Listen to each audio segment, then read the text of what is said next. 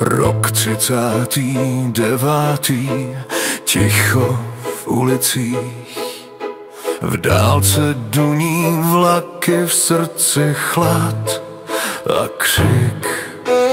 Na náměstí vlajky s hákovým křížem a lidé sklání hlavy před cizím rýčem. Němečtí vojáci pochodujou v prachu, boty znějí tvrdě, zbraň v každém tahu, v očích strach, co svírá dech, a slova pravdy mizí v stínech.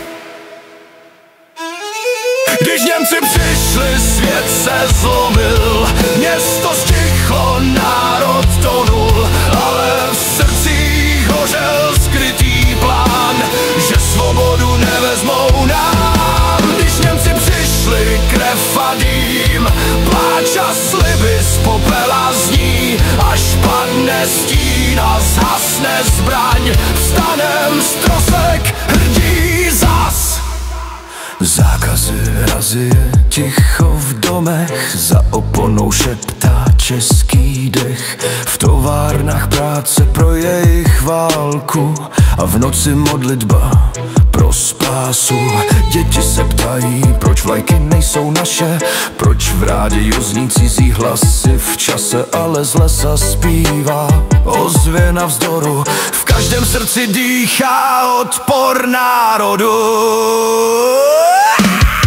Když Němci přišli, svět se zlomil, město stichlo, národ tonul, ale v srdcích hořel skrytý plán, že svobodu nevezmou nám.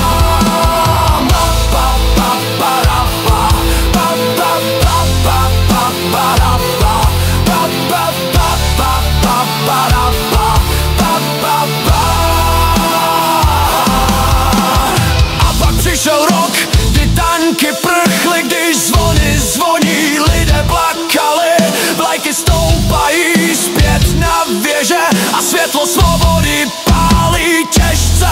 Když Němci padli, zněl náš hlas, vítězství v srdci, v očích jas. Z popela vstala země známá, kde pravda vítězí nad lží. Když Němci padli, světlo ráno a slunce hřeje město znova, už nikdy víc ta noc se nevrátí, svoboda žije v nás na věky.